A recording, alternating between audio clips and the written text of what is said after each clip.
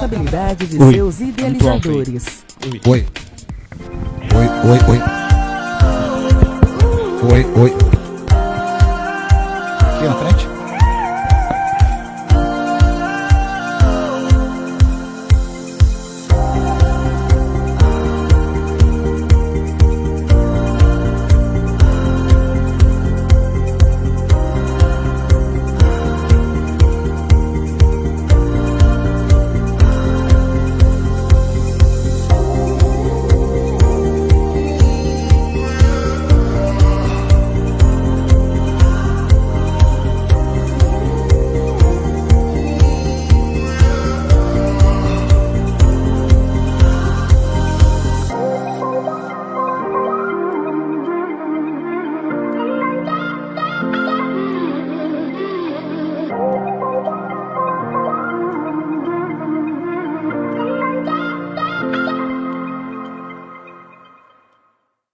A vacina protege você e todos nós. Quando você for convocado para ser vacinado, não pense duas vezes.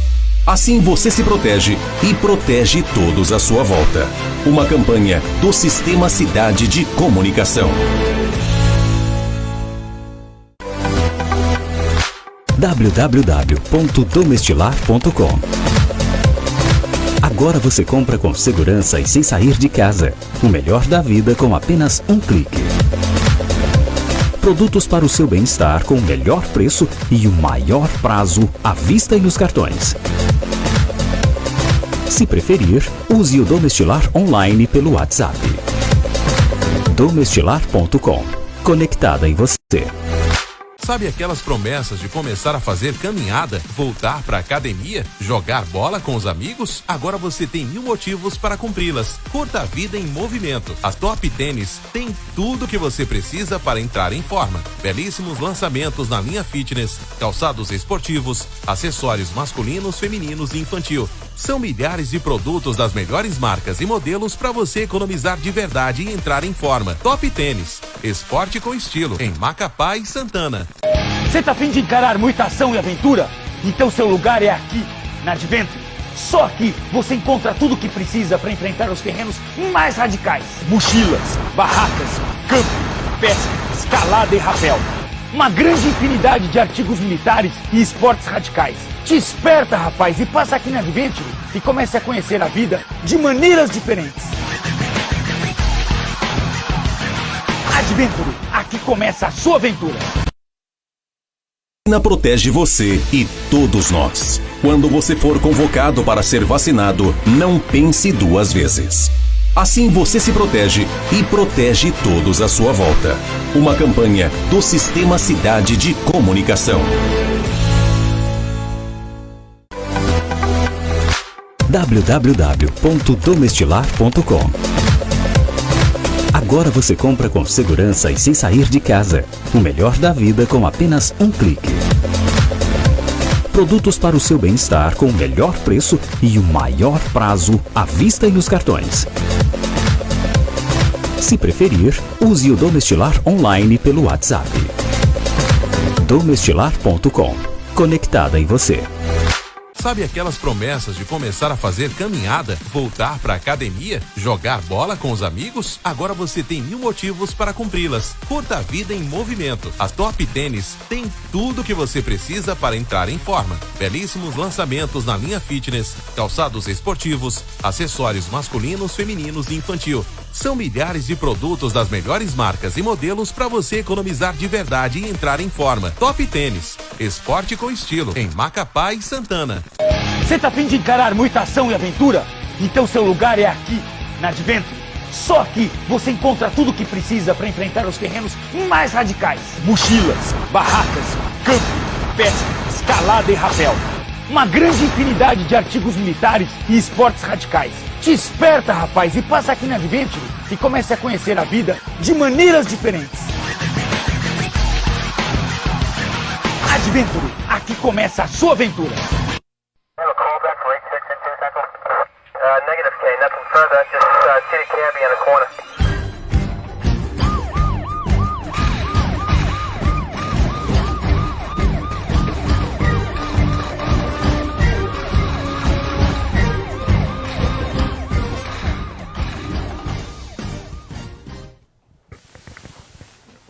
mais uma edição do meu, do seu, do nosso plantão policial. Só começando. Aqui na TV Cidade, canal 2.1, essa liderança de audiência. Hoje, programa imperdível, como sempre.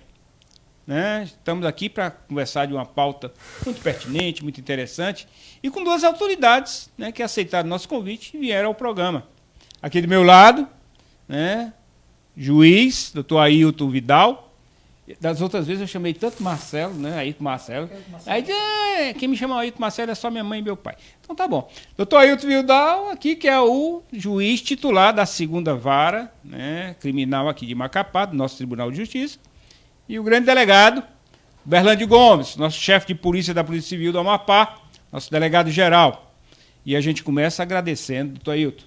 Muito obrigado, a gente sabe o que é o sacrifício, né? Família, de sair à noite para dar uma entrevista, falar no programa, e hoje o programa até é um pouco mais demorado, mas é sempre um prazer recebê-lo, conversar com o senhor, trazendo sempre a boa informação, a sua experiência, a notícia para o nosso público do plantão policial.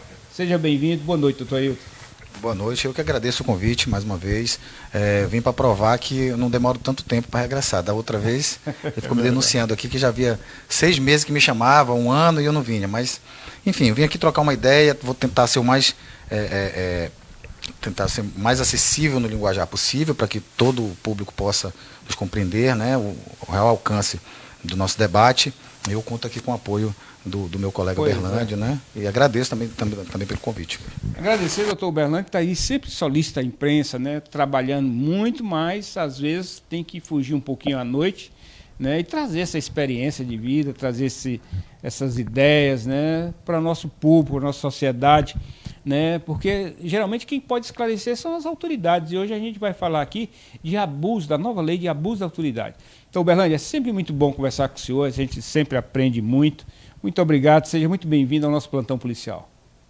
Boa noite, Frota, boa noite a todos que nos assistem, boa noite ao doutor Ailton Vidal, uma satisfação aqui revê-lo. E Frota, novamente, muitíssimo obrigado pela oportunidade, né, do espaço concedido aqui para a Polícia Civil, para a gente tratar de um tema bastante palpitante, né, em que voga bastante discussão no meio jurídico e no meio também da investigação, né, porque vamos tratar de um tema, basicamente, de uma certa forma recente, é uma lei do final de 2019, uma lei com um pouco mais de 1 ano de vigência, que ainda requer muita dúvida por parte da sua aplicabilidade. Então, é bastante pertinente esse debate, seja na visão de um delegado de polícia, como também de um aplicador, de um operador do direito, como é o magistrado, né? A polícia colhe elementos informativos que é entregue ao titular da ação penal, e quem dá a palavra final, quem tem a razão ou não, quem diz o direito, é o magistrado. Então é muito pertinente essa troca de ideias, de conhecimento, de interpretações, para a gente, quando se ver diante de um determinado fato, possa sentir qual é o posicionamento da magistratura, né, daqueles que efetivamente operam o direito. Muito bem. Nós tínhamos uma convidada muito especial, que era a doutora Patrícia, né, hoje vice-presidente, advogada da OAB, mas agora há pouco, né, familiares dela, ela está lá no São Camilo, teve um problema de pressão, de saúde, e claro que a saúde em primeiro lugar, né, a doutora Patrícia não vai ter falta a oportunidade para estar aqui conversando com a gente sobre outros assuntos, né, também muito pertinentes aqui à justiça e tudo mais. Ela é uma mulher muito inteligente, né, muito querida, e hoje na condição de vice-presidente da OAB, né, até se empolgou quando a gente fez o convite para ela. Pô, que beleza, Frota, obrigado, vamos lá e tal. E já afirmou desde o primeiro momento. Publicamos, divulgamos até com a imagem dela, mas infelizmente, doutora Patrícia, fique boa logo para a gente estar sempre junto, né? Nós vamos falar de uma lei, né, que muito nova, como falou o doutor Berlândio, que é a 13.869 de 2019, uma lei que revogou uma lei antiga, né, de 65, a 4898, que trouxe muitos envolvimentos, né?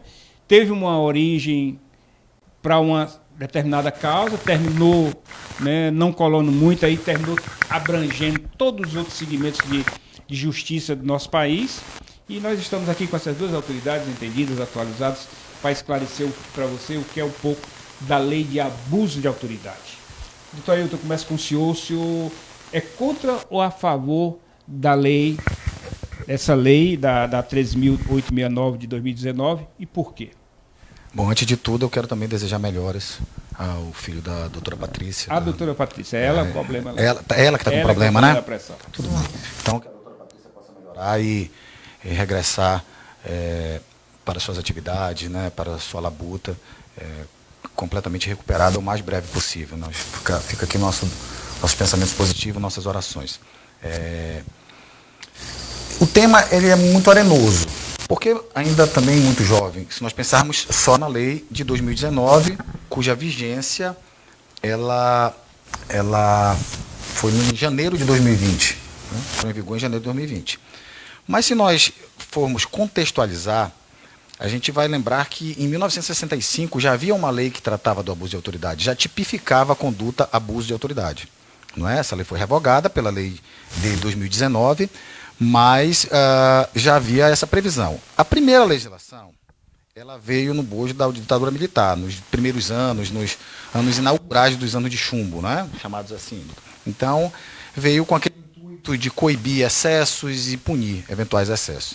Era uma lei um tanto quanto aberta, porque, embora também, a exemplo da atual, ela só tratava de condutas dolosas, mas ela não falava sobre aquela margem de segurança que principalmente os aplicadores de direito têm, né, o magistrado, que é o campo da hermenêutica. Era, inclusive, à época, um grande debate com um processo em que respondia um magistrado do Rio Grande do Sul, né, e nossa águia de Aio, Barbosa, na defesa, criou um termo chamado crime de hermenêutica, né, na defesa do magistrado, dizendo que esse campo de liberdade de interpretação ele não poderia ser considerado como crime. A jurisprudência se consolidou nesse sentido, então não era considerado crime de interpretação, e essa lei nova ela veio e trouxe já timbrado no parágrafo 2º do artigo 1º, né, já expresso, que não é crime se partir de uma interpretação, de uma exegese da lei. Muito que bem. Mas a segunda lei também foi contextualizada por um mecanismo de tentativa de proteção. Ela, se você for verificar os tipos penais, ela tem proibição de divulgação de áudios, de imagens, de conduções coercitivas sem intimação prévia. Todas condutas que foram muito verificadas durante os primeiros anos da Lava Jato. Principalmente em 2017, com a condução do ex-presidente da República Lula, não é? E com a divulgação de áudios, enfim, isso é um tema que foi amplamente divulgado na mídia, e todos têm conhecimento. Então ela veio justamente para tentar proibir condutas dessa natureza. Mas você perguntou se eu sou a favor ou contra. Isso. Feita essa contextualização, eu posso dizer, a questão não é de se posicionar a favor ou contra a lei. A lei é um mecanismo importante de proteção do cidadão, porque ela almeja exatamente coibir esse abuso do poder que é confiado a todo e qualquer agente público, com a autoridade pública, seja de qualquer poder, seja transitório, seja eleito, seja efetivo, e ainda que não remunerado, ele está sujeito à punição dessa lei, justamente para que a sociedade tenha essa proteção. Então, sob esse ponto de vista, é muito positiva a lei. Só a favor, então? Sim. O que eu sou contra é a exegese que se deu a ela e o susto que ela causou, a hecatombe, no sentido de tentar frear a apuração dos crimes, no sentido de tentar intimidar as autoridades. Porque se nós olharmos com bem atenção para ela, a excludente, a gente conversava há pouco, é o doutor Berlândio, a excludente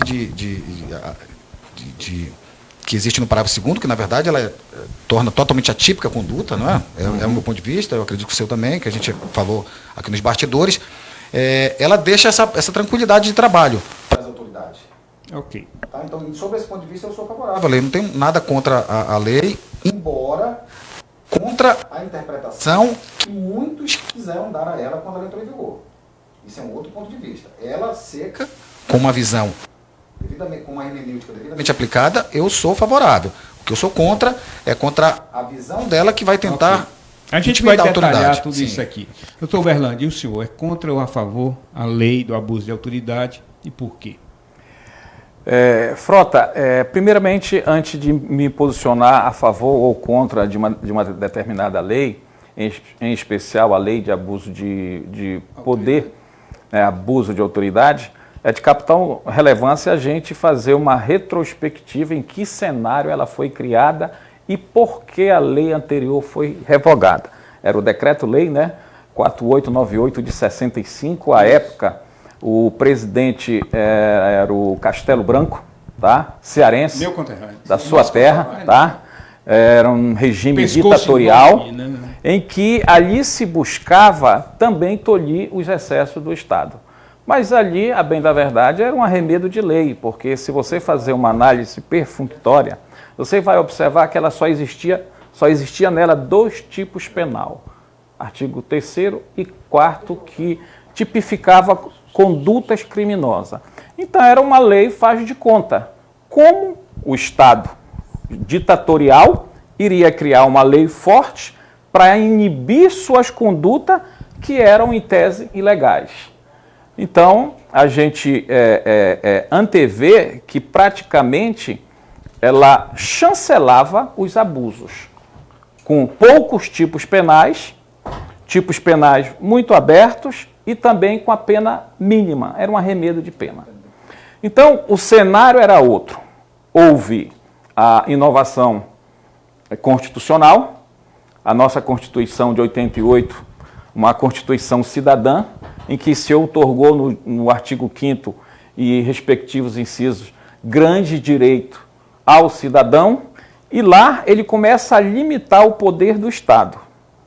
E o Estado, a bem da verdade, ele é representado por pessoas.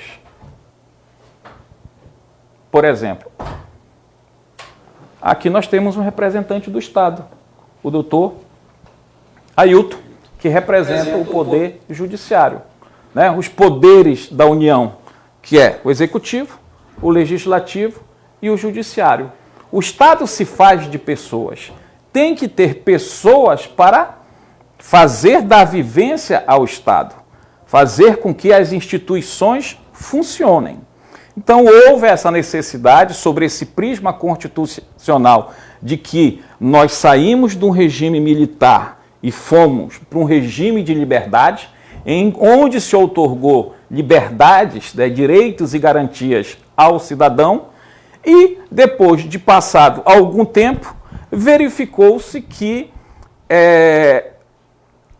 na visão do legislativo, estava ocorrendo alguns abusos por parte de alguns órgãos, seja eles os órgãos de controle, sejam eles a polícia investigando, seja ele o judiciário, né, instruindo o processo e sentenciando.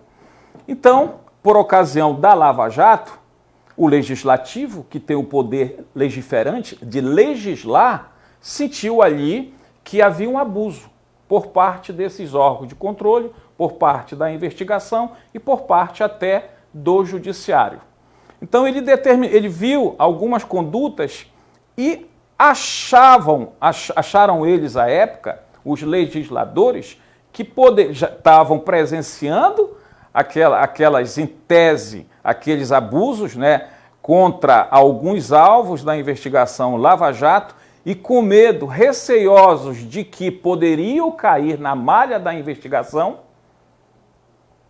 responderam o processo, passaram a criar inopinamente a nova lei de abuso de autoridade, onde lá ela, sem dúvida alguma, incrimina diversas condutas, embora o discurso é de que a lei que vai entrar em vigor, ela não vai só tolir os atos do judiciário, seja dos órgãos de controle, do Ministério Público, seja da investigação.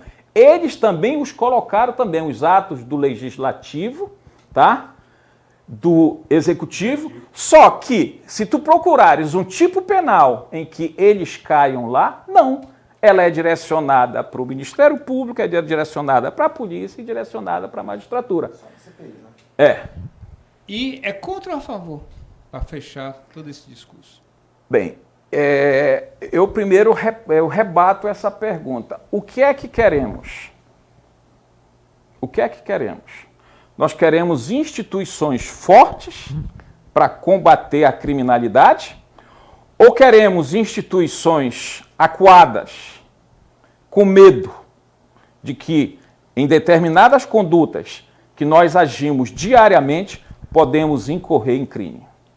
O que é que queremos? Nós vamos partir da premissa de que nós, representantes do Estado, temos que ser tolhidos em nossas atividades, em detrimento dos direitos e garantias individuais, ou vamos abrir as portas, né, dar mais liberdade àquele que é alvo de investigação, dar mais instrumentos de defesa em detrimento daquele que representa o Estado. Isso é uma escolha, é como eu tenho falado. Aí o senhor é contra ou a favor da lei do abuso?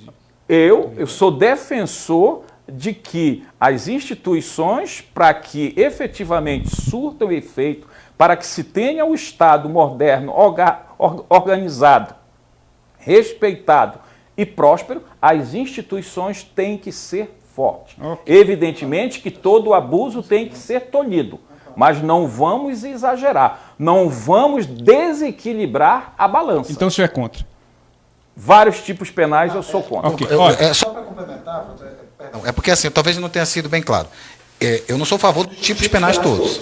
O que eu não sou a favor é de você retirar totalmente a legislação que ela não deixa de ter o seu valor. Sim. Que é coibir o excesso. Claro. Eu sou contra a visão dela e algumas interpretações de alguns tipos, ignorando as próprias salvaguardas que a lei traz salvaguarda. Sim. Então, assim, quando você ignora a salvaguarda, ela passa a ser uma lei completamente agressiva e intimidatória. Mas se você utilizar ela como também como instrumento de proteção, ela tem o seu valor. Sob esse prisma, eu sou favorável. Sob o prisma da intimidação, eu sou contra. Então, há que se fazer uma devida delimitação. Quando a gente começou a divulgar o programa hoje, conversando com essas autoridades, né, muitas perguntas chegaram de amigos aí, de autoridades também, né, do métier, da Justiça, do Judiciário, Ministério Público, né, e algumas a gente vai ter tempo e vai poder fazer. Né, outras, se der tempo, a gente vai fazer aqui o máximo possível. Que ainda continua chegando perguntas aqui, né? Eu queria lembrar que você está aí chegando, né? Está ligado aqui no nosso plantão policial, aqui na TV Cidade, canal 2.1, e hoje conversando aqui desse tema, né? O abuso, a nova lei do abuso de autoridade, com o doutor Ailton Vidal, que é juiz titular da 2ª Vara Criminal, e o nosso delegado-geral, chefe da nossa Polícia Civil no Amapá, doutor Uberlândia.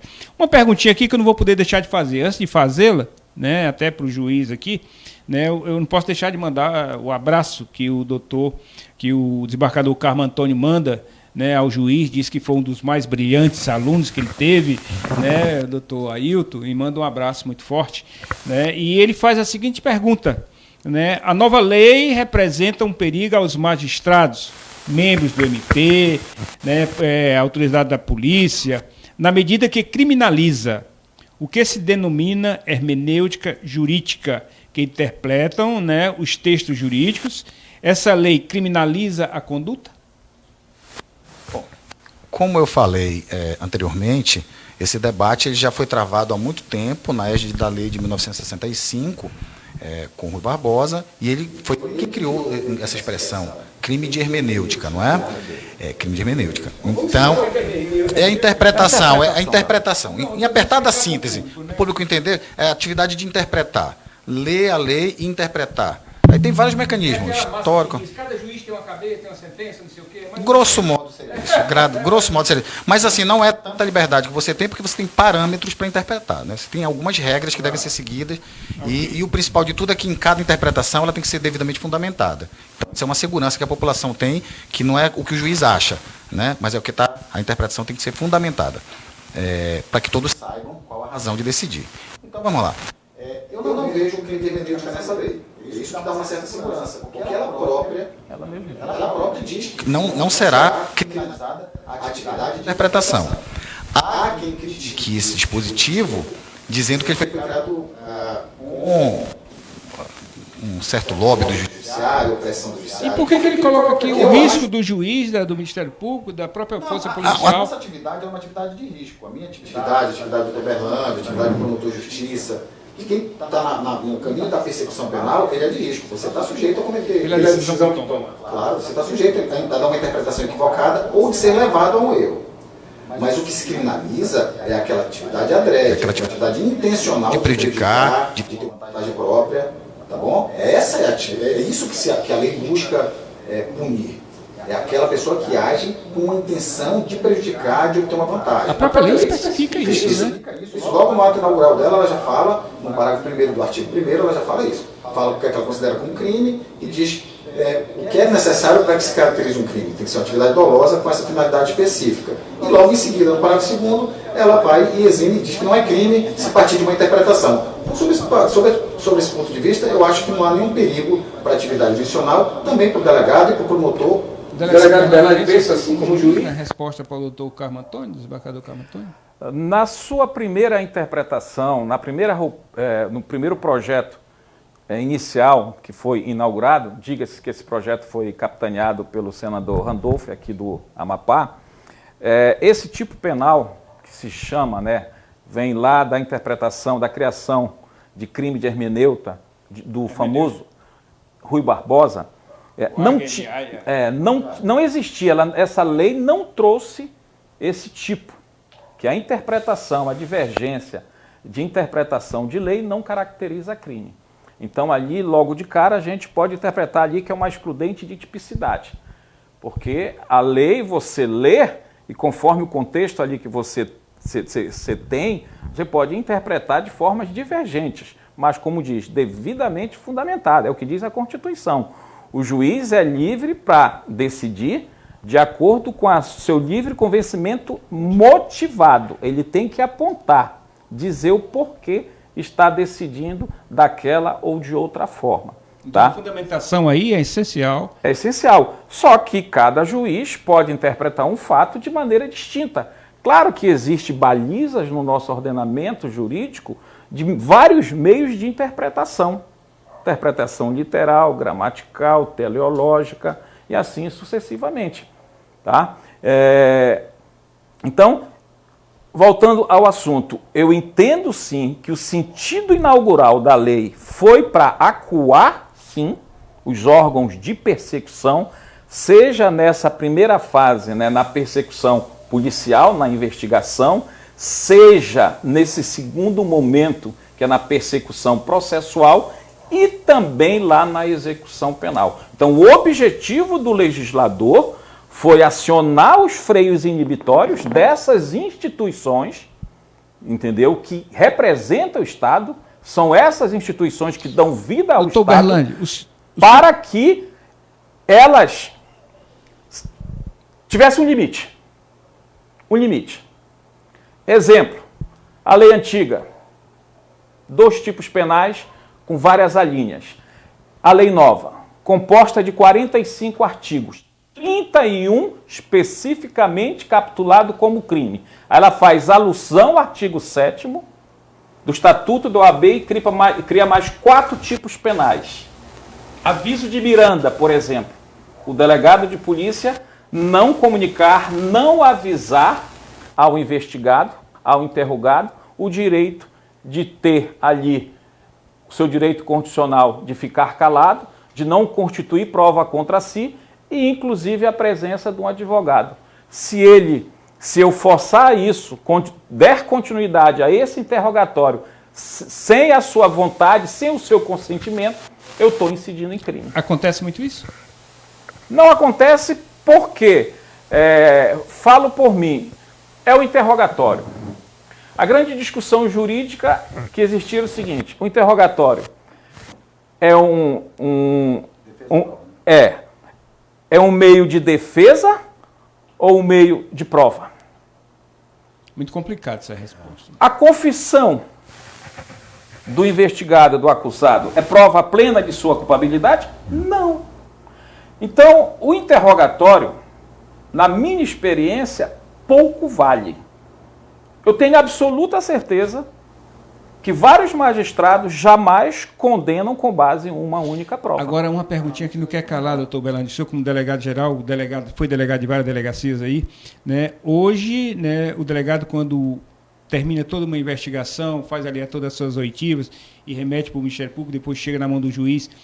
Essa investigação, esse relatório, esse APF, às vezes que o delegado remete lá para frente, ele induz, às vezes, ao julgamento de um juiz, à interpretação de um juiz? Bem, o juiz é livre para interpretar a lei. Ele não está vinculado à capitulação do relatório do delegado de polícia. Porque o delegado de polícia ali começa tudo, né? Ele inicia tudo. Ele inicia tudo. Ocorre um fato, esse fato, em tese, pode ser criminoso, nós vamos ali capitanear uma investigação, formalizar ela dentro do inquérito policial, nós vamos buscar a autoria delitiva, materialidade e circunstância. E vamos relatar e colocar a nossa capitulação. E vamos encaminhar esses autos ao dono da ação penal, que via de regra é o Ministério Público, que por sua vez também vai fazer análise e vai deflagrar a ação penal, que pode entender que aquele fato narrado ali que foi apurado é um outro tipo de delito. Do início até o fim. Inicia no delegado, termina no juiz. Nesse percurso todo, pode acontecer abuso de autoridade? Sem dúvida alguma. Ok, a lei elenca vários. Inclusive, eu vou lembrar... Você estava achando que o tempo era muito? Olha aí, já conversamos 30 minutos, estou precisando ir para um comercial e tem uma pergunta aqui de um procurador, que aqui está em tempo de tremer, aquele mal de Parkinson na mão de tremer o telefone aqui, dele querendo perguntar. Mas complemente a sua pergunta. Pode falar a sua resposta. Instaurar inquérito policial sem justa causa é crime. É um abuso. Eu só bato na tecla de que... É crime. Por exemplo... Só que tem que ter o dolo específico. Sabendo, claro. Né? Tem que ter o dolo. Tem que ter, sabendo que o fulano de tal é inocente. Só que, olha só... E todo ele é doloso. Então toda a lei. Anterior, inclusive. Ele não traz a modalidade culposa nem dolo eventual. Tem que ser o dolo específico. O elemento subjetivo do tipo, dolo direto. Pronto. Tá? E ele tem a finalidade para satisfação de interesse pessoal, de terceiro, ou capricho ou de outrem. Tá? Mas só para lhe dar um exemplo, ele quis ali, o legislador, quando cria um tipo penal que tombar inquérito policial sem justa causa, ele está avisando, ele está mandando um recado. Olhe, senhores delegados, cuidado. Cuidado quando tu for tombar um inquérito policial contra determinada pessoa. Se tu não tiver elementos ali mínimos para a uma investigação, tu responde por abuso de autoridade. Esse é o recado que ele quer passar. Segundo recado, deflagrar ação penal, ou seja, denunciar, né, alguém sem ter elementos robustos que possam subsidiar a ação penal. Ele passa um recado ao Ministério Público, diz, olha, não admitimos denúncias frágeis, denúncias levianas. Nós tivemos um caso recente. Vou dar um exemplo para o magistrado agora. Entendeu? Diz lá, um tipo penal, decretar prisão preventiva, são as prisões cautelares, quando cabível a substituição por outra medida cautelar diversa da prisão. Crime. Não conceder habeas corpus no tempo hábil. Não conceder, crime. Então ele passa um recado. Olha, delegado de polícia, olha promotor e olha, magistrado. Juiz, Vamos aqui essa perguntinha do procurador, que ele pediu para fazer aqui, vamos fazer. Ele pergunta aos dois, quer que os dois respondam, essa nova lei representa um avanço ou um retrocesso à comunidade brasileira, na visão de vocês? Vamos rapidinho aí para a gente ir para o segundo bloco. Doutor Ailton. Bom, novamente nós vamos cair naquele mesmo debate que nós... E é muito nova, né, a lei para... Além de ser muito nova, ela, diferentemente da lei anterior, que levou alguns anos para poder amadurecer a interpretação e criarem jurisprudencialmente os tribunais, os julgados dos tribunais, passaram a entender que não havia o crime de hermenêutica, o crime de interpretação, essa lei já trouxe essa previsão. Então ela traz consigo essa segurança, como a gente falou. Ela é um recado inequívoco. Ela nasceu num cenário turbulento de uma das maiores investigações de crimes contra a lavagem de dinheiro e contra as instituições públicas que se tem história na humanidade, né? A Lava Jato não tem precedente, mas a não ser uma perguntinha que chegou também, porque é para o senhor, aí, em cima disso aqui. Né, juiz, o senhor já teve a oportunidade de aplicar essa lei em algum caso concreto? Teve dificuldade de aplicar, se for o caso? Essa lei está tendo eficácia no cenário florense? Qual a sua opinião? Bom, elas todas estão ligadas àquela bipartição. Já anterior, essa não. Já anterior. 65. Sim, a da 65. Essa não. Mas assim, novamente a gente vê claramente um cenário onde a intenção do legislador, que o delegado apresentou aqui na visão dele, ela terminou por coibir, né? Ela amedrontou muitos profissionais do direito, muitos delegados, muitos policiais, muitos promotores, muitos juízes, inclusive juízes cíveis, né? Porque há um tipo penal, inclusive... que falou tudo aí, né? Exatamente, criminaliza o bloqueio de bens, se for um bloqueio expressivo, né? Mas crime também. Então há vários recados, eu não tenho como rebater essa visão do delegado, mas também ela tem o seu lado positivo, que é o lado de proteção, né? Então, sob esse aspecto, eu não diria que é um retrocesso para a sociedade. O retrocesso será se realmente ela atingir essa finalidade. Ela foi, se nós ignorarmos... Está cedo para falar também. Está muito cedo. Mas é muito pouco provável, pela estrutura dela e pela estrutura de todo o histórico de jurisprudência, é muito pouco provável que ela chegue... Ela hoje, a gente o medo, aquele receio inicial que ela teve com a entrada em vigor em janeiro do ano passado, de 2020, esse já se arrefeceu um pouco, né, doutor? Acho que a gente já olha com um pouco mais de tranquilidade. Então, sobre esse aspecto, eu acredito que ela não vai representar um retrocesso, Eu não. vou pedir licença ao senhor, nós vamos um pequeno intervalo comercial para a gente tomar uma águazinha, café, tomar um iogurte, né, comer um queijinho coalho, qualquer coisa. A mesa tá farta, né? Olha, você tá ligado aí no nosso plantão policial, aqui na TV Cidade, canal 2.1 em HD. Estou aqui conversando hoje com essas duas celebridades, doutor Ailton Vidal, que é o juiz titular da 2ª Vara Criminal de Macapá, e o nosso chefe de polícia do Amapá, nosso delegado-geral, o Berlândio Gomes. Essas perguntas pode continuar mandando. O que der para fazer, a gente vai fazer. Nós vamos tomar uma águazinha, mas a gente volta já já. É só ficar ligado, é rapidinho. Fica ligado que o plantão policial volta já.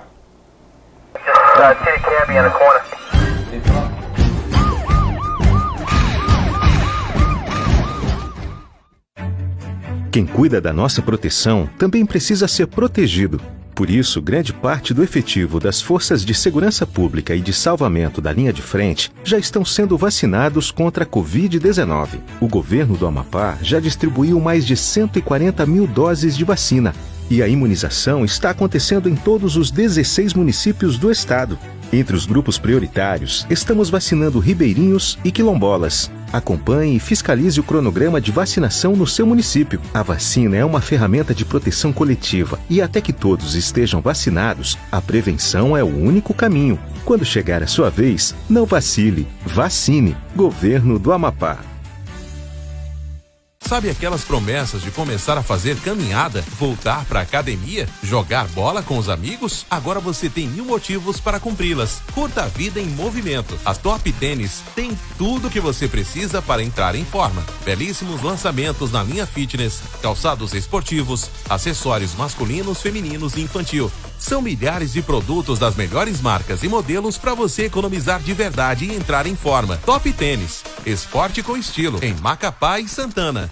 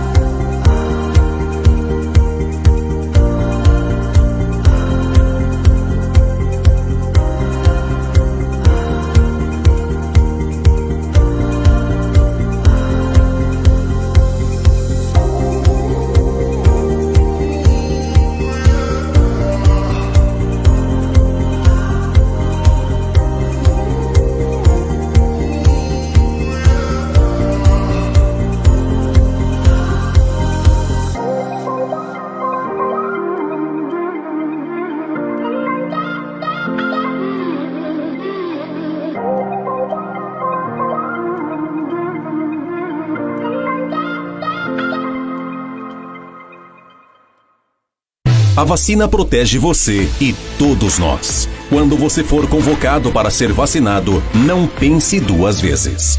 Assim você se protege e protege todos à sua volta. Uma campanha do Sistema Cidade de Comunicação. Você tá a fim de encarar muita ação e aventura? Então seu lugar é aqui, na Adventure. Só aqui você encontra tudo o que precisa para enfrentar os terrenos mais radicais. Mochilas, barracas, campo, pesca, escalada e rapel. Uma grande infinidade de artigos militares e esportes radicais. Te esperta, rapaz, e passa aqui na Adventure e comece a conhecer a vida de maneiras diferentes. Adventure, aqui começa a sua aventura.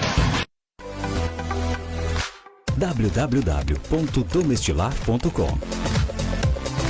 Agora você compra com segurança e sem sair de casa. O melhor da vida com apenas um clique. Produtos para o seu bem-estar com o melhor preço e o maior prazo à vista e nos cartões. Se preferir, use o Domestilar online pelo WhatsApp. Domestilar.com. Conectada em você. O Amapá está no topo do ranking dos estados que mais investem recursos na saúde pública. A cada ano, os investimentos do governo do estado aumentam. De cada R$10 investidos na saúde e no combate à pandemia da Covid-19 aqui no Amapá, R$7,20 são recursos próprios. Isso é mais que 2/3 de tudo que foi investido para implantar e custear 376 leitos exclusivos para a Covid, 675 profissionais a mais na rede de saúde, além de equipamentos para UTI e medicamentos. O dinheiro que veio de Brasília carimbado para a Covid corresponde a apenas 20% de tudo que o governo do estado já gastou para enfrentar a pandemia. E no portal da Transparência está comprovado como cada centavo foi investido. Continue se protegendo com o uso de máscara, álcool em gel e não caia em fake news. Governo do Amapá.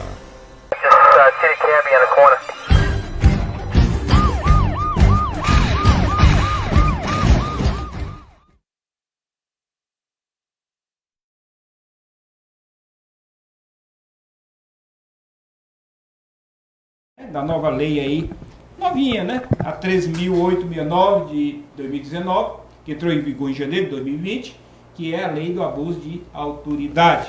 Estou aqui com essas duas personalidades, Dr. Ailton Vidal, que é juiz titular da 2ª Vara Criminal do nosso Tribunal de Justiça do Amapá, e o nosso chefe de polícia, né? O Dr. Berlândio, que é o delegado-geral da nossa Polícia Civil aqui do Amapá.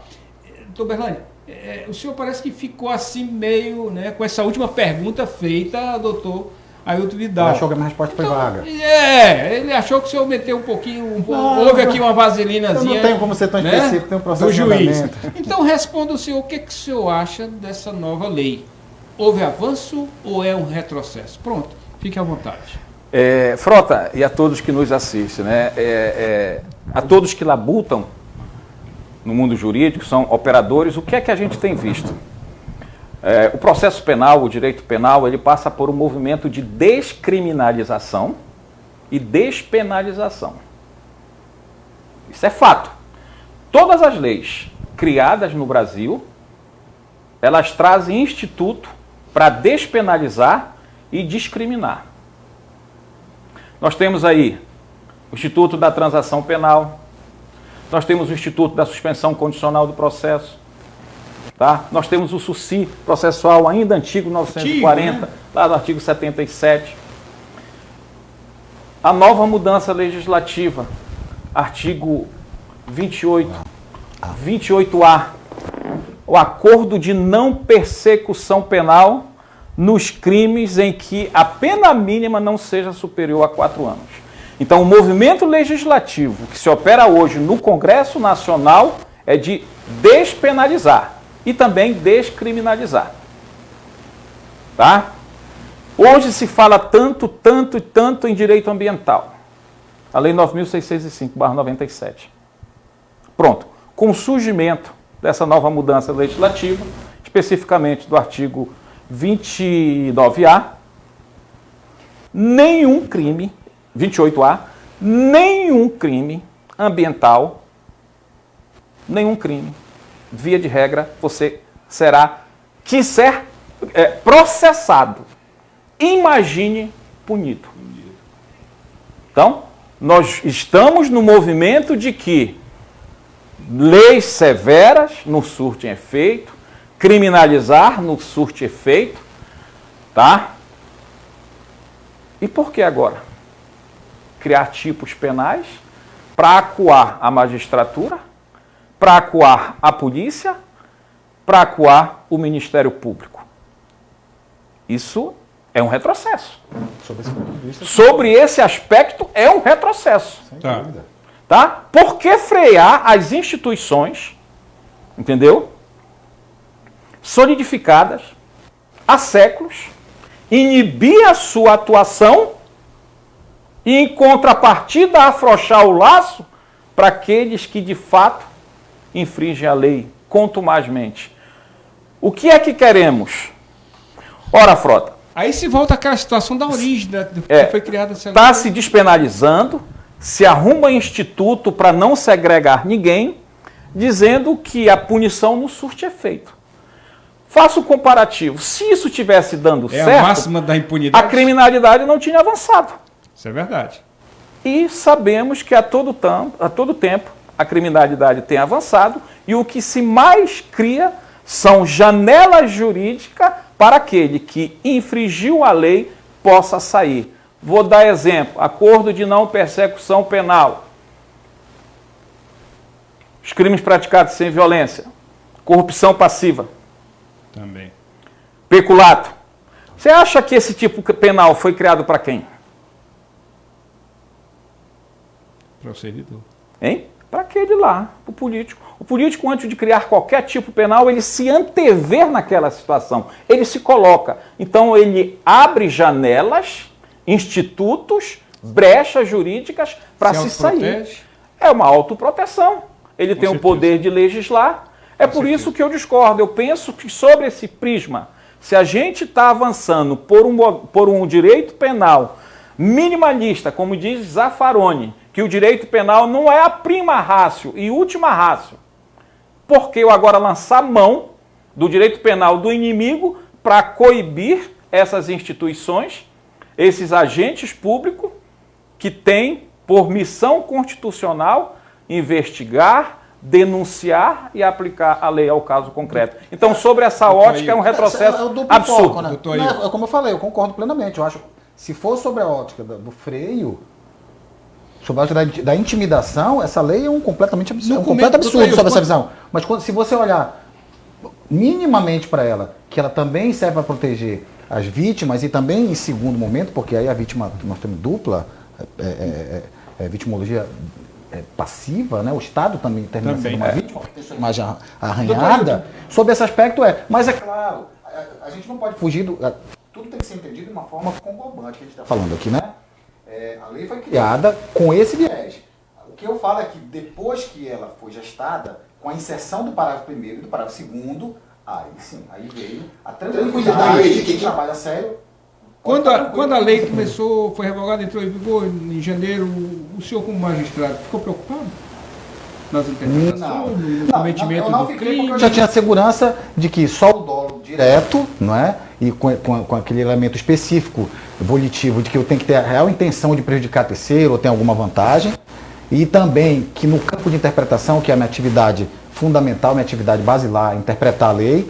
Então, nesse campo eu tenho total liberdade. Isso não é criminalizado. Então, para mim teve. Mas eu não posso negar que quem trabalha com atividade de execução, como policial, ele realmente, contra ele fica amedrontado. Tem uma pergunta aqui exatamente de um delegado que ele faz o seguinte: há divergências na interpretação da lei de abuso por magistrados e autoridades policiais? Né? Quase sempre há divergência em interpretação de lei. Não só da lei de abuso de autoridade, mas qualquer lei. Para essa lei, ela teve uma discussão muito grande. Então, ela já rachou com a OAB, né? Teve um apoio grande, principalmente pelo tipo, né? Isso é fato público, né? Fez um lobby muito grande. Na defesa da lei, tem sua razão, são argumentos jurídicos, inclusive. O judiciário e os policiais, o Ministério Público foram contra. Eu sou a favor da posição que o judiciário atuou e o doutor Bernardo. Eu estou fazendo aqui um contraponto, é um debate aberto, né, de contraponto, mas assim, a rigor era desnecessário essa mudança legislativa. Existe o dolo específico no crime de abuso de autoridade. É necessário. É necessário. Vamos falar de alguns deles? Doutor Bernardo, o senhor que já atua na fronte? Capricho pessoal, satisfação. Vamos ser mais específicos. Ou de terceiro. Eu vou tombar um inquérito policial e investigar alguém só para macular a imagem dele. Eu tenho que ter esse dolo específico. Se eu não tiver, o fato é atípico. Teria outro exemplo, doutor Bernardo? Mas... receber alguma vantagem de alguém? Alguma vantagem econômica ou qualquer tipo de vantagem. Qualquer tipo de vantagem. Seria também crime. Aí seria aquela situação de prejudicar outra. Sim. Né? Seria isso aí. E essa situação toda, tem uma pergunta aqui muito interessante, né? De que forma cada um deles avalia a inovação deles, se refere a vocês, a inovação trazida pela nova lei do abuso de autoridade, entendendo o conceito de autoridade, a abrangência dos sujeitos ativos na prática do referido crime, né? Abraçando assim os membros de todos os poderes, das esferas federal, estadual, municipal. Qual a repercussão dessa inovação para a Polícia Civil, Poder Judiciário e para o advogado? Essa pergunta é do Tenente Coronel, do Tenente Coronel Aldinei, que é comandante da Força Tática, muito inteligente. Muito obrigado pela pergunta do Coronel.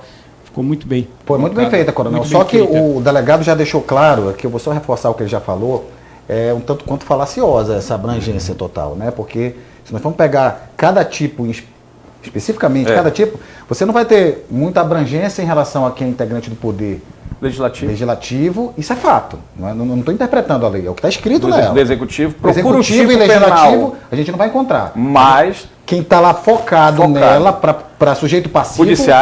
Ministério Público e delegado e magistrado. Mas a gente viu essa preocupação, então, de quem está realmente no front, quem tramita o processo ali, onde inicia. Embora ele coloque lá o rol, lá no artigo 3º, lá todos esses agentes públicos.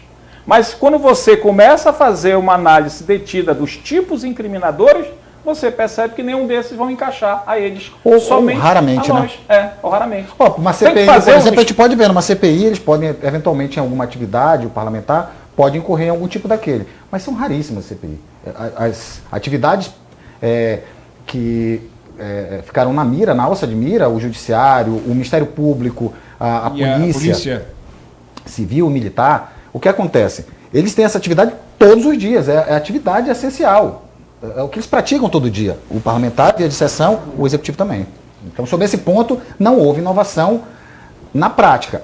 Está escrito no rol das autoridades que podem ser punidas, agora fica meio complicado de você justificar uma punição sem que essa atividade seja exercida de fato. Delegado, a gente anda muito nas delegacias, acompanhando o trabalho, fazendo matérias, que é o metido do nosso programa, e a gente passou a ver, depois da lei, um receio muito grande por parte dos delegados, às vezes até os próprios agentes que ajudavam a gente no nosso trabalho, né? Sempre fomos parceiros, o senhor sabe disso, e hoje há todo um receio, né, de mostrar a imagem do bandido, que às vezes mora do lado da casa da gente, né, de fotografar ali dentro de uma delegacia, ali dentro de um ambiente, né, policial, né? Como é que o senhor vê toda essa situação dos seus policiais hoje, que inclusive têm um incentivo muito maior de trabalhar, né, restringidos por essa lei, de poder fazer um trabalho mais completo? Às vezes precisa mostrar a imagem até para que a população, que é o maior parceiro ainda da polícia, né, possa ajudá-lo.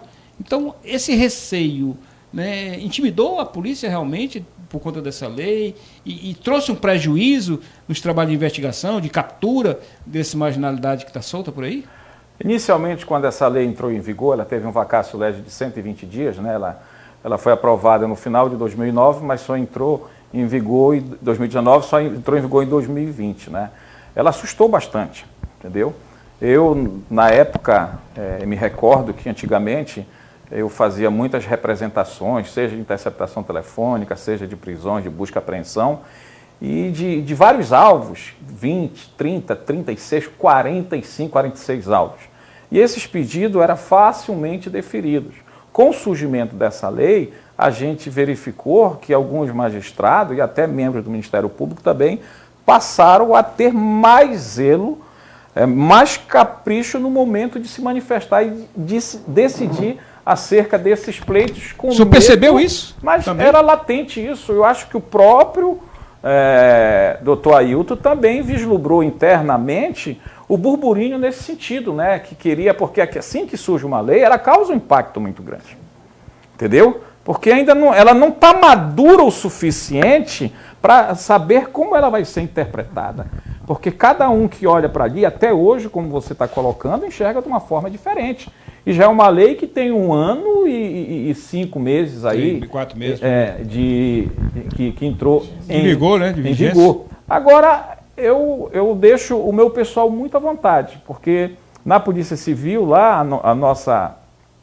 a nossa lei orgânica, a corregedoria apura e as penalidades, vias de regras, quem aplica é o delegado, é eu que julgo. E dentro da minha instituição, eu não vou interpretar nenhum dispositivo em desfavor de um policial meu, em desfavor de um bandido. Pensando lá do dentro lado de do casa bandido, não tem essa inversão de valores.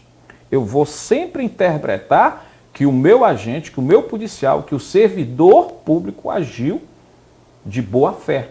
agiu com lisura. É o bom senso. Eu não vou fazer uma interpretação diferenciada.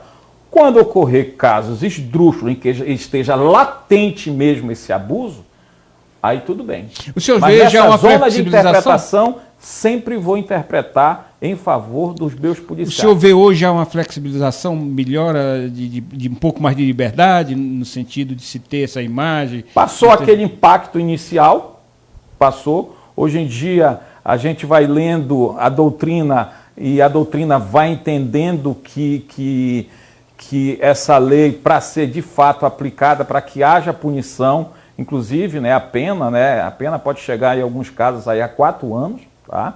É uma também situação de condenação em casos de reincidência, a perca do cargo público. Também, né? Ou, inclusive, o afastamento, que pode ser uma das penalidades, o afastamento que pode durar de 1 a 6 meses. Então, ela traz... Sem remuneração, né?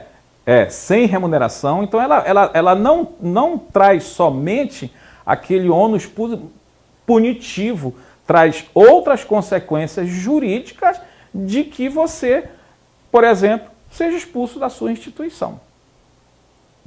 Tá? Já pensou uma pessoa que passou a vida toda estudando, passou no concurso público, e um dos efeitos secundários dessa lei de abuso de autoridade é a demissão. Venha trazer um prejuízo como esse. É possível. E no meio judiciário, doutor Ailton? Não, em tranquilidade foi geral.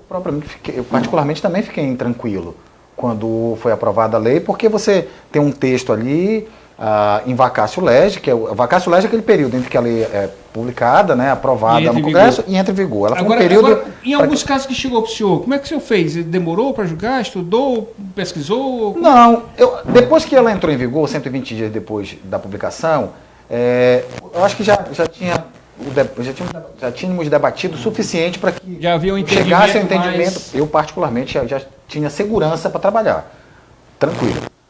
Eu confesso que eu vi alguns colegas muito preocupados, participei do debate, minha primeira visão foi totalmente contrário à lei. Eu, particularmente, ainda acho que, sob esse prisma pelo qual ela foi criada, de amedrontar instituições, mas ainda ela há retrocesso, mas a gente ainda vê receio. Agora, tem um ponto que pode ser, como eu falei, tudo depende do ângulo que você observa. O doutor Bernardo, por exemplo, falou assim, aí eu vi mais zelo em alguma decisão. Se foi para gerar mais zelo, é algo positivo. Porque isso é algo que eu acho que é primordial no judiciário, nas instituições que julgam, que apuram infrações, é o fundamento. Você não pode privar alguém de sua liberdade ou de seu patrimônio sem dizer as razões pelas quais você está tirando ela e o embasamento legal que justifica o seu entendimento. Eu acho que isso é basilar. O senhor chegou... Agora, claro, sem a espada de Damocles sobre a sua cabeça. O senhor chegou a julgar casos de lei de abuso de autoridade da lei antiga, tá? Aí eu lhe pergunto, essa lei, a de 2019, a nova lei, a 13.869 de 2019, ela é superior à anterior? Onde se vê os principais pontos de positividade? Ela tem mais tipo penal, tornou os crimes, as punições mais severas, como eu falei. Se foi para proteger o cidadão de alguma forma, pode ser um ponto positivo, mas assim, no geral, ela veio para... Ela foi criada, o delegado abordou muito bem isso, ela foi criada com a intenção de amedrontar. Agora, como eu falo, se de alguma maneira ela gerou mais cuidado por parte dos agentes públicos, mais zelo por alguma atividade, isso não pode ser interpretado sinal de forma positiva. E por ela ter sido mais abrangente também, levando todas essas... Pois é, o problema é que tem tipos penais que são passíveis de muita crítica, porque foram particularmente criados para constranger mesmo. Não tem como fugir disso. O senhor vê assim, doutor Bernardo? Sem dúvida alguma. Sem dúvida alguma. Eu vejo... Você acha que veio para constranger mesmo? Veio sim para tolir, entendeu? Para inibir a atividade desses órgãos de persecução, tá? Foi essa a intenção, mas graças a Deus que um dispositivo, dois dispositivos de salvaguarda, que serve de ponta de lança para excluir a aplicação de vários tipos penal. Então volta àquela história da autoproteção, para quem criou, para quem legislou. De uma certa... Não, o projeto originário dela não tinha isso. Não tinha isso. Não tinha nada. Quando ela foi gestada... Ela não tinha. Mas aí de onde veio a pergunta? Então, a lei de 2019, ela é superior à de 65, a outra que foi revogada? Se foi para amedrontar muito, Sem dúvida. Ela conseguiu, então... Conseguiu. Foi para amedrontar muito superior. Sem dúvida alguma. Eu estou conversando aqui, você está ligado aqui no nosso plantão policial, aqui na TV Cidade, canal 2.1 em HD. Eu estou aqui com essas duas autoridades, doutor Ailton Vidal, né, que é juiz titular da 2ª Vara Criminal de Macapá, do nosso Tribunal de Justiça, e o nosso chefe de polícia, doutor Berlândio Gomes, que é o nosso delegado-geral da Polícia Civil do Amapá. Conversamos aqui sobre o tema abuso de autoridade, né? Então a gente está tentando levar para você a informação de por que surgiu, como surgiu e como está funcionando essa lei desde janeiro de 2019. Nós vamos só tomar uma águazinha, peço licença aqui ao nosso convidado, vamos tomar uma águazinha. Antes disso, lembrando que nós estaremos hoje aqui também, né, com a doutora Patrícia de Almeida, que é vice-presidente da OAB do Amapá, né, advogada, mas teve um probleminha aí de saúde e, claro, que primeiro a saúde, ela em outra oportunidade vai estar com a gente aqui. Vamos tomar uma águazinha, você está ligado aqui no nosso plantão policial, mas a gente volta já. É só ficar ligado. Fica ligado que o plantão policial volta já.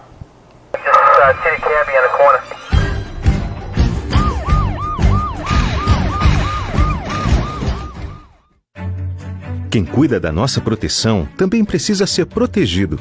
Por isso, grande parte do efetivo das Forças de Segurança Pública e de Salvamento da Linha de Frente já estão sendo vacinados contra a Covid-19. O governo do Amapá já distribuiu mais de 140 mil doses de vacina e a imunização está acontecendo em todos os 16 municípios do estado. Entre os grupos prioritários, estamos vacinando ribeirinhos e quilombolas. Acompanhe e fiscalize o cronograma de vacinação no seu município. A vacina é uma ferramenta de proteção coletiva e até que todos estejam vacinados, a prevenção é o único caminho. Quando chegar a sua vez, não vacile. Vacine. Governo do Amapá. Sabe aquelas promessas de começar a fazer caminhada, voltar pra academia, jogar bola com os amigos? Agora você tem 1000 motivos para cumpri-las. Curta a vida em movimento. A Top Tênis tem tudo que você precisa para entrar em forma. Belíssimos lançamentos na linha fitness, calçados esportivos, acessórios masculinos, femininos e infantil. São milhares de produtos das melhores marcas e modelos para você economizar de verdade e entrar em forma. Top Tênis, esporte com estilo, em Macapá e Santana.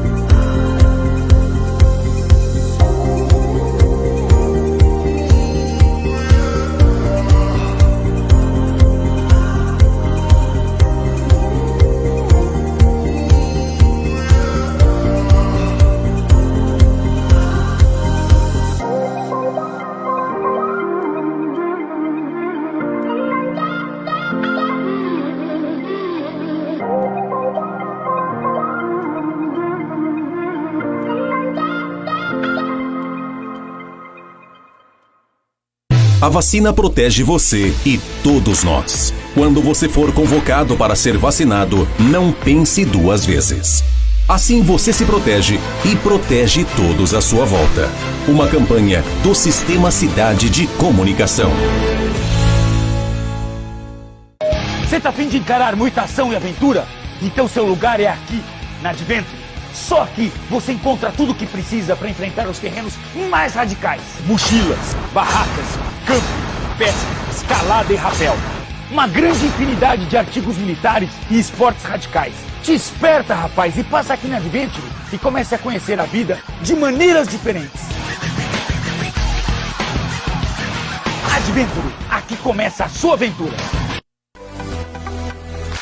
www.domestilar.com.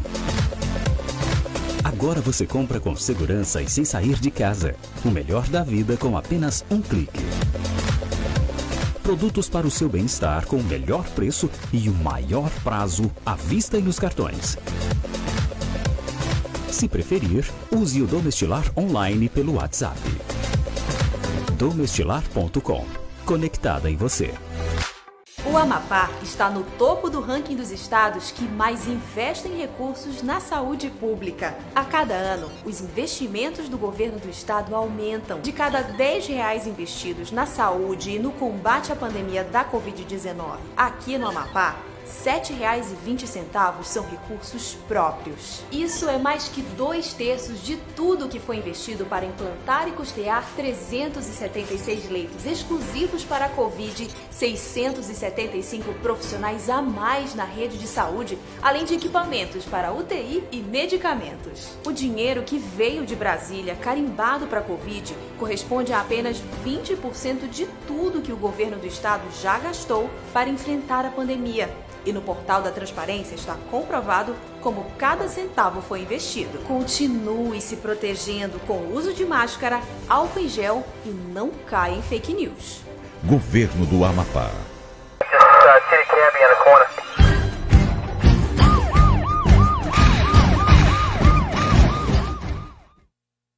Tudo, né? De volta com o nosso plantão policial aqui na TV Cidade Canal 2.1, né, em HD. Essa liderança de audiência hoje, com a pauta aqui, bacana, né? A lei de abuso de autoridade. E aqui com o meu lado, né, o doutor Ailton Vidal, juiz titular da 2ª Vara Criminal do nosso Tribunal de Justiça do Amapá, e o nosso chefe de polícia, nosso delegado-geral, delegado Berlândio Gomes, a quem eu volto aqui, antes até de encerrar esse terceiro bloco, já agradecendo novamente pela presença dos dois, que tiveram a deferência de vir aqui, trazer essas informações e esclarecimentos para você que está nos assistindo. E, né, tentar, de alguma forma, desejar a doutora Patrícia, né, de Almeida, que é vice-presidente da OAB, que estaria hoje conosco aqui, teve um probleminha aí de doença, de pressão, e teve que ir para o hospital. Desejamos melhora para ela, e outra oportunidade vai estar com a gente aqui. Uma perguntinha que não quer calar, né? A gente assiste muito filme, né? O brasileiro é fã de filme, de cinema, e a gente vê naqueles filmes, principalmente os policiais, aquelas abordagens onde o policial chega lá e diz, olha, você tem o direito de ficar calado, até dar uma reza, uma oração, antes de prender o indivíduo. Aqui acontece isso, delegado, juiz, acontece essas coisas? Bem, assim, porque eu acompanho muito, é difícil ver. É chamada Lei de Miranda, né? O que ocorre é o seguinte, né? O ordenamento jurídico norte-americano é totalmente diferente do nosso, né? Sim, mas... Lá o investigado, o preso, né, o processado, ele tem a obrigação legal de falar a verdade, sob pena de incorrer em crime de perjúrio, que se chama aqui. Que se chama lá. Aqui no Brasil não há essa imposição. O direito ao silêncio é um direito sagrado constitucionalmente.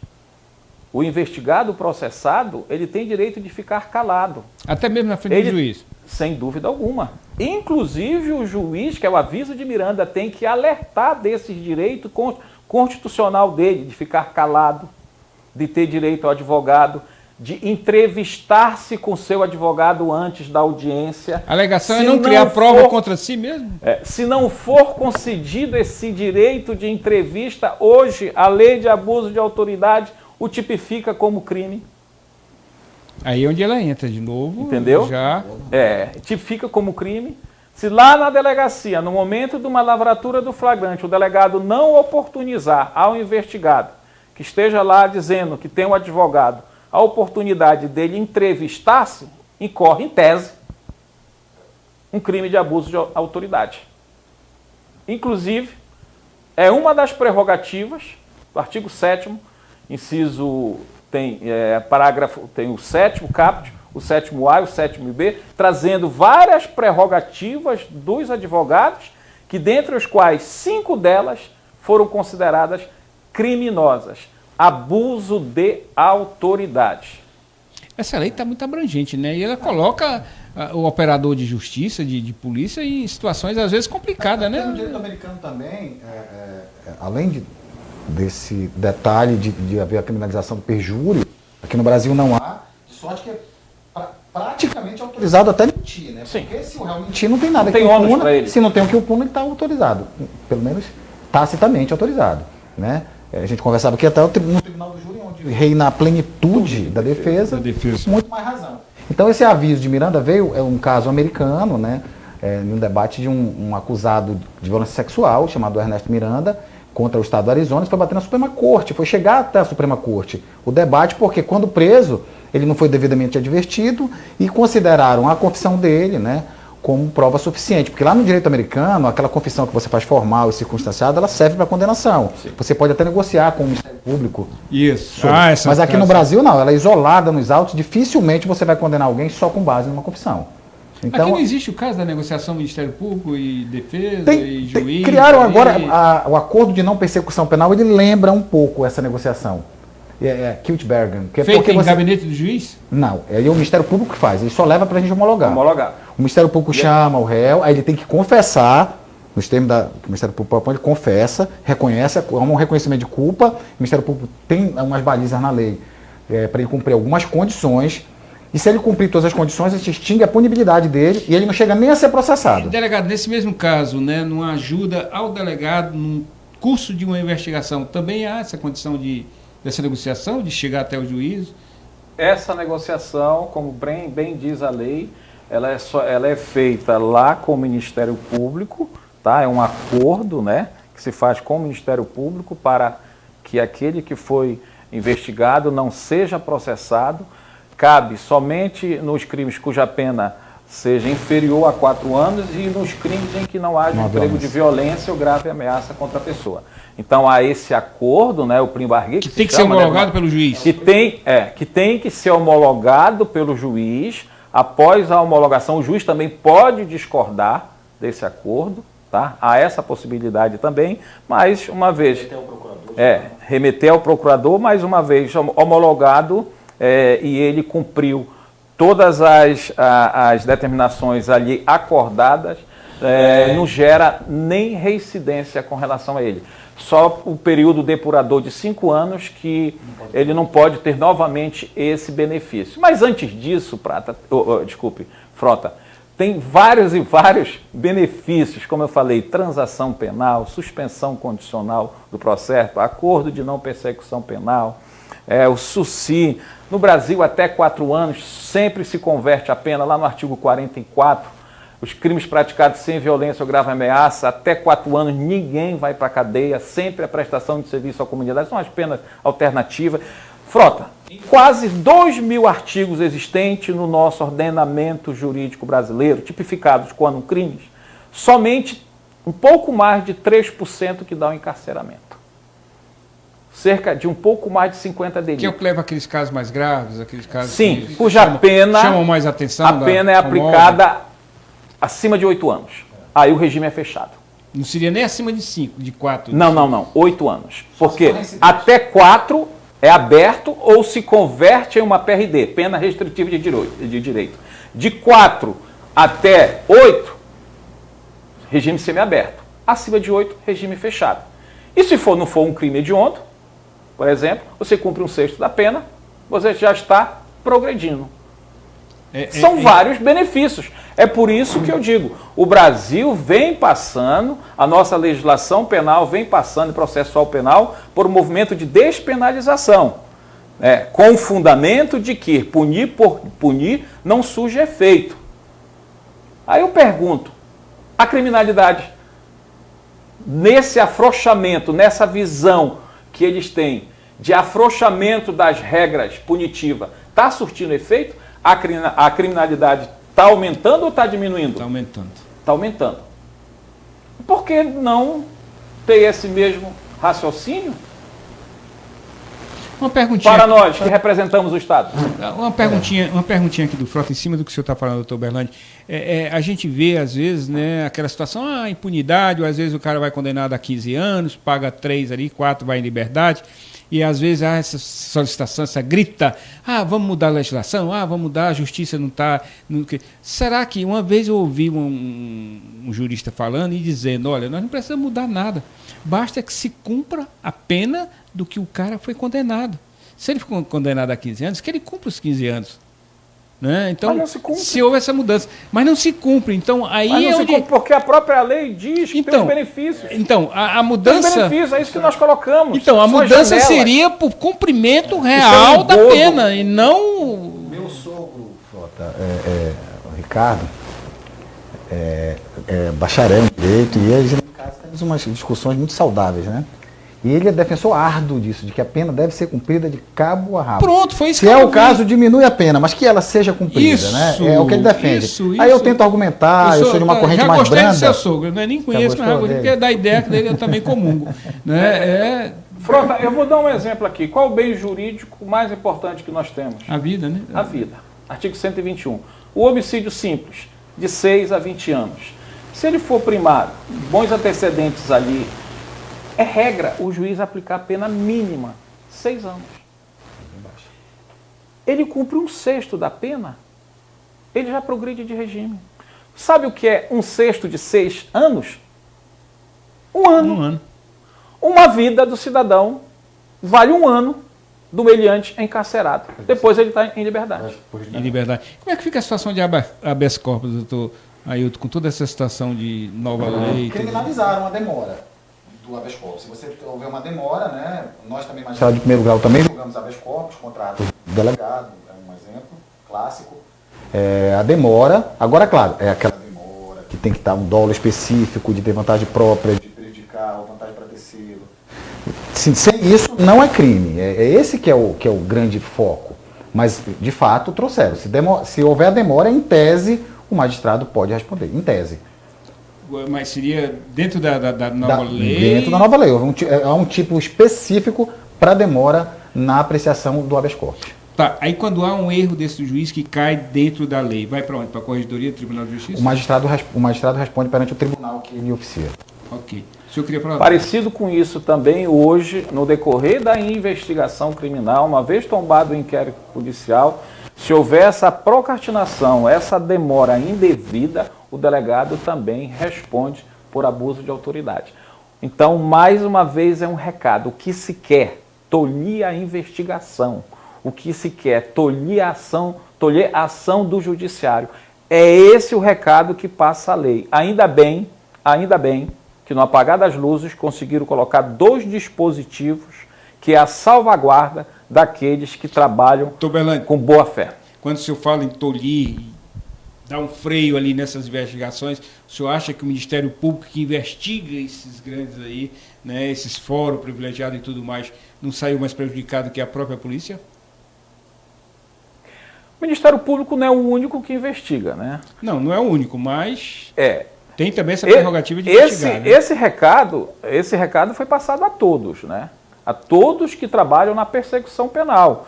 A persecução penal tem a fase policial, tem a fase, né, processual, onde existe ali o contraditório e a ampla defesa, e tem a fase de execução da sanção penal imposta ali pelo juiz.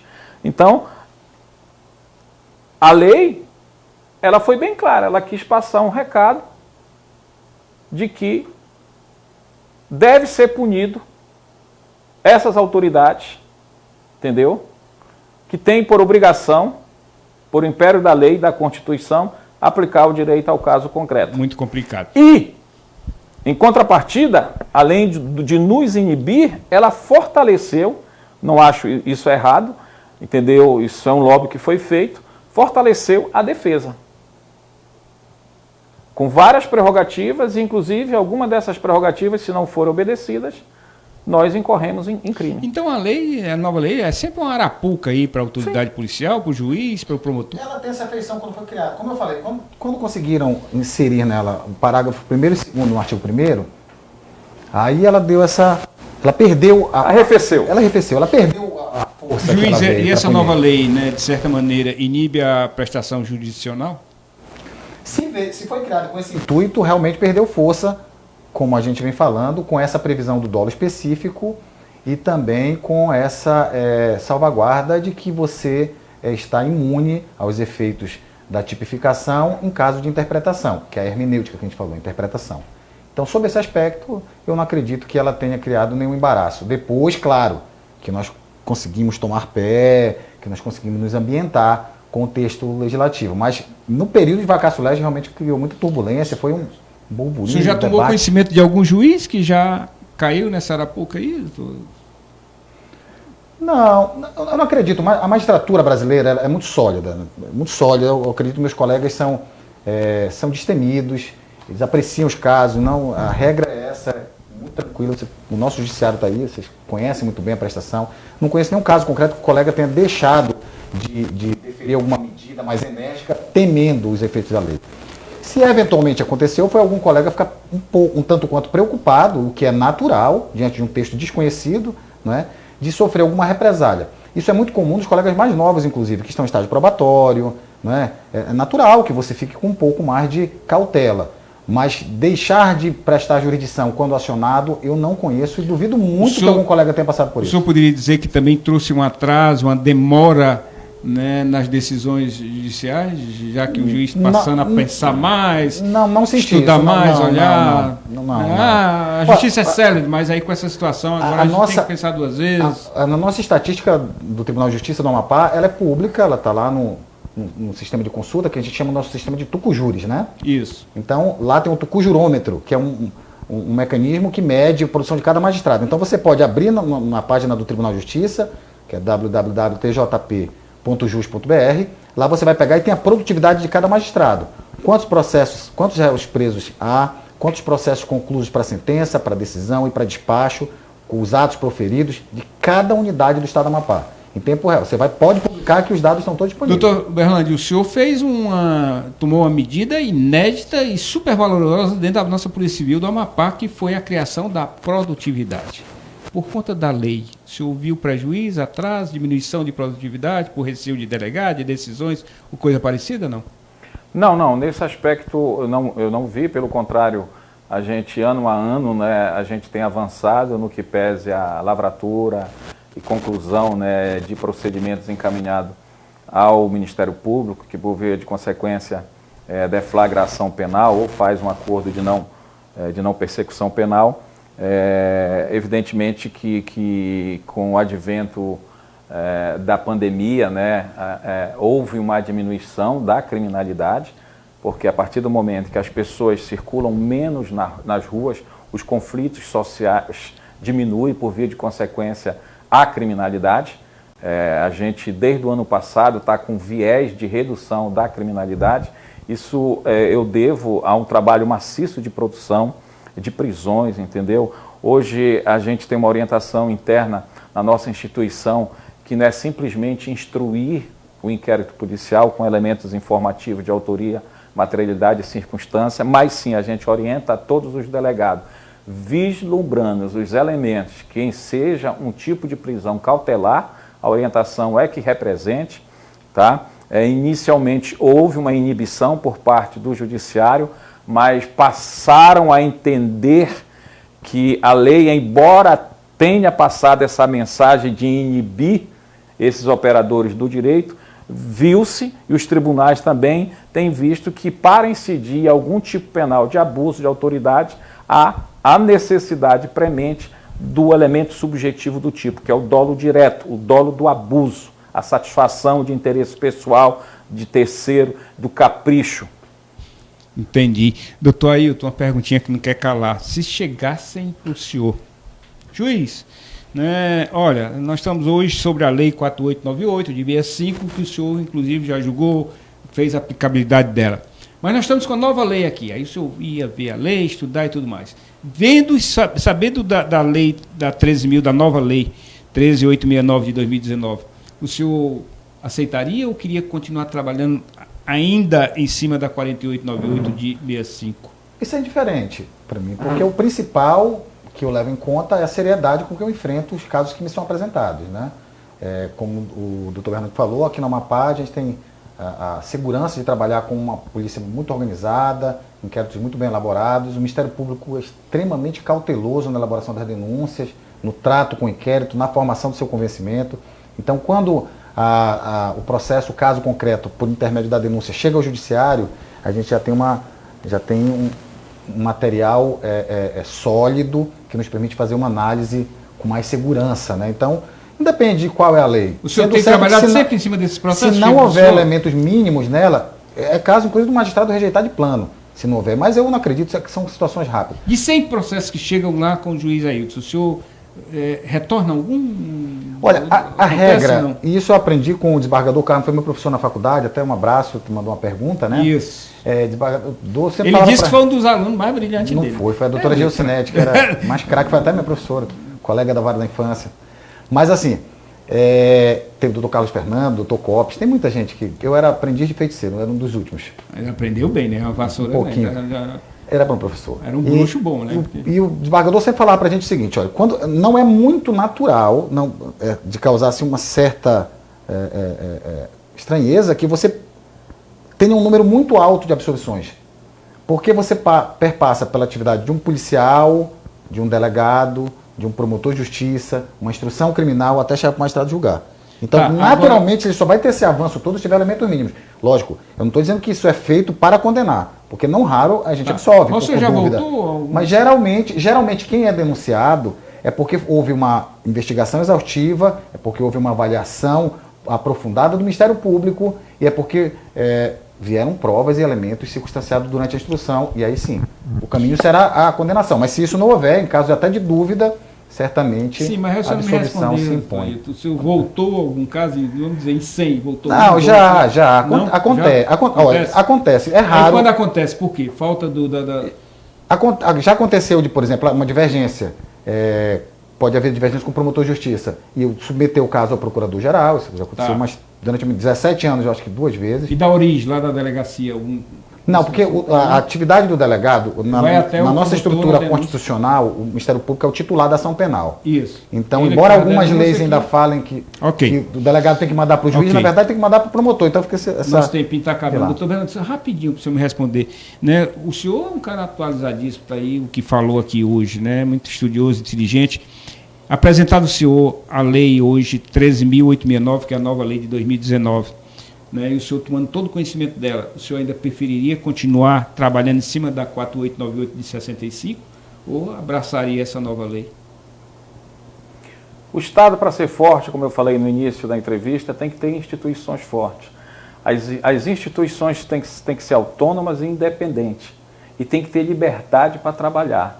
Quando você vê o legislador infraconstitucional criando tipos penais para regular, entendeu? Para cercar as atividades aí o senhor está fora desses profissionais que estão aí para trazer segurança pública, fazer justiça, evidentemente que isso não me agrada em nada.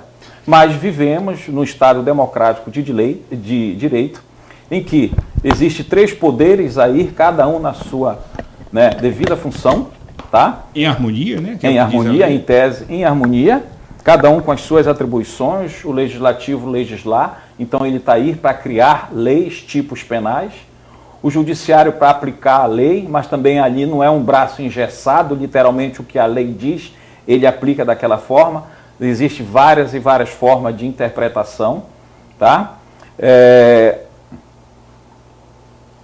E os órgãos de controle, entendeu? Que provocam ali, que fiscalizam. As instituições têm que ser fortes e independentes. Esse controle não é sadio, tá? Não é sadio. Quando você começa a regrar a conduta desses profissionais, você está com terceiras intenções. É isso que eu entendo, que essa legislação veio para frear a atividade investigativa, a atividade persecutória. Eu não tenho a mínima dúvida disso. Infelizmente, nós vamos chegar ao final do nosso programa, mas antes disso eu queria agradecer, doutor Ailton. Muito obrigado mais uma vez, muito obrigado mesmo, senhor. Sempre que a gente faz um convite, né, está sempre aí muito solícito, vir conversar com o nosso público, né, trazer a informação, a sua experiência de vida de juiz aí no judiciário, né, sempre falando de uma maneira muito clara e muito transparente. Tenha uma excelente noite, obrigado. O programa vai ficar sempre à vossa disposição. À disposição também, eu que agradeço, desejo uma boa noite aos telespectadores, agradeço aí o colega Berlândio pela oportunidade, nós que sempre que nos encontramos nos bastidores, sempre travando boas discussões sobre os mais variados temas, que é muito saudável, e estou à disposição, sempre que precisar. Ok, muito obrigado. Doutor Berlândio, sem palavras também, o senhor sempre portas abertas para o plantão policial, o Frota, trazendo a informação, a notícia.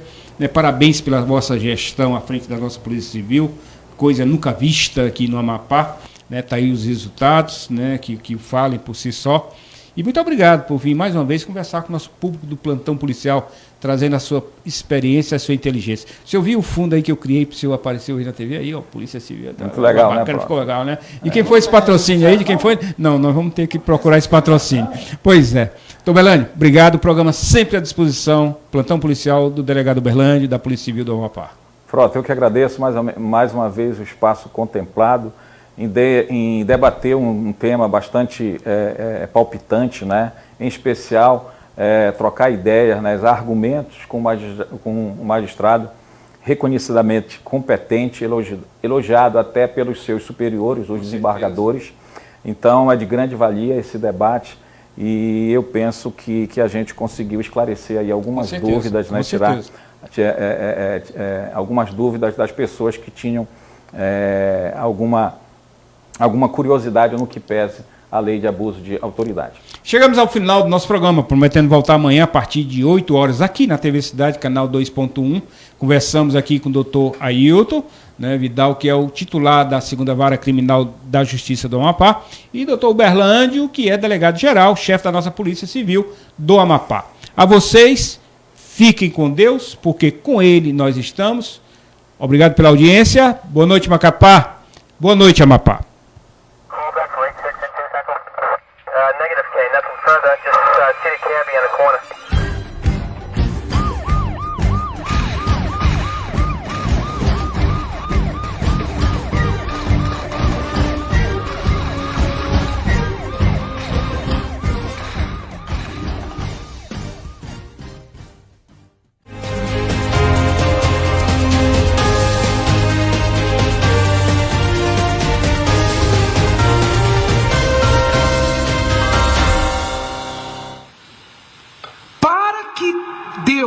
Pudesse fazer vir sobre Abraão tudo aquilo que ele tinha falado, prometido.